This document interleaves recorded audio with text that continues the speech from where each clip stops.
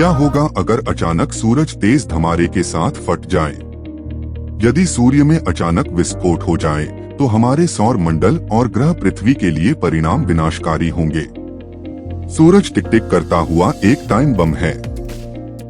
यह लगभग 10 अरब वर्ष पुराना है। वैज्ञानिकों का मानना है कि अगले 5 अरब वर्षों तक ही यह जिंदा रहेगा।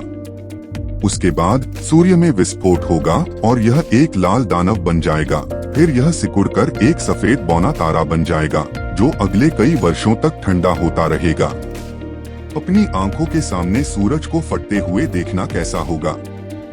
आप सोचेंगे कि यह विस्फोट दुनिया का अब तक का सबसे शानदार आतिशबाजी शो होगा, लेकिन वास्तव में शायद आपको कुछ भी दिखाई नहीं देगा। सूर्य से पृथ्वी की दूरी 14 करोड़ 95 लाख किलोमीटर है और सूर्य के प्रकाश को हम तक पहुंचने में 8 मिनट का समय लगता है। लेकिन जब सूरज फटेगा तो हमारे पास सुपरनोवा से बचने का जरा भी मौका नहीं होगा। लेकिन अच्छी खबर यह है कि अगर सूरज फट जाएगा तो इसका शॉकवेव पूरी पृथ्वी को नष्ट नहीं कर पाएगा। सिर्फ सूर्य की ओर वाला पृथ्वी का भाग भारी गर्मी के वजह से उबल जाएगा। वहीं दुनिया के आधे हिस्से में तापमान में भारी वृद्धि होगी, जो सूर्य की वर्तमान सतह के तापमान और स्थायी अंधेरे से 15 गुना अधिक गर्म होगा। सूर्य के द्रव्यमान के बिना हमें कक्षा में बनाए रखने के लिए पृथ्वी संभवतः अंतरिक्ष में तैरने लगेगी, जबकि इसके शेष निवासी जीवित रहने के लिए संघर्ष कर रहे होंगे। ऐसी संभावना है कि हमारा ग्रह किसी अन्य तारे के चारों ओर परिक्रमा करने लगे, जो उतनी ही रोशनी और गर्मी प्रदान कर सकता है जितना हमारा सूरज। लेकिन जब ऐसा होगा तब तक हम सब लोगों की मौत हो चुकी होगी। सूर्य के गुरुत्वाकर्षण के बिना सभी ग्रह सौर मंडल धीरे धीरे अपनी एकजुटता खो देंगे। सभी ग्रह अपनी कक्षाओं से बाहर आकर अंतरिक्ष में बहने लगेंगे। पृथ्वी का भी यही हाल होगा। अगर हमें पहले से पता होता कि सूरज किस दिन फटेगा तो हम अपने लिए 1000 साल तक का समय खरीद सकते थे। आप जिस जमीन पर चल रहे हैं उससे कुछ ही मीटर नीचे पृथ्वी लगभग 17 डिग्री का तापमान बनाए रखती है।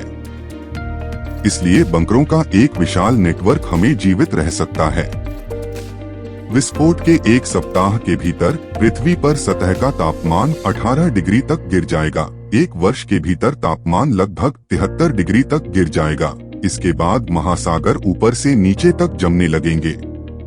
1000 वर्षों के भीतर पृथ्वी का वायुमंडल जम जाएगा। सतह पर जो कुछ भी बचा है उसे ब्रह्मांडीय विकिरण और उल्का से प्रभावित होगा। अच्छी खबर यह है कि यदि सूर्य में विस्फोट होता है तो यह रातों रात नहीं होगा।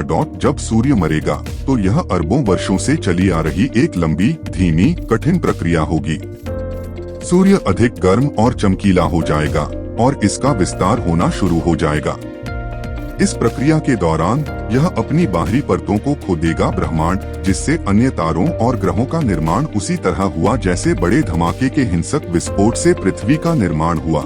कौन जानता है, शायद इससे नया जीवन बन सकता है। क्या आप एक और पृथ्वी की कल्पना कर सकते हैं? एक नई मानव प्रजाति? यह अनुमान लगाना कठिन है कि हमारा आकाशगंगा अब से अरबों साल बाद कैसी लगेगी।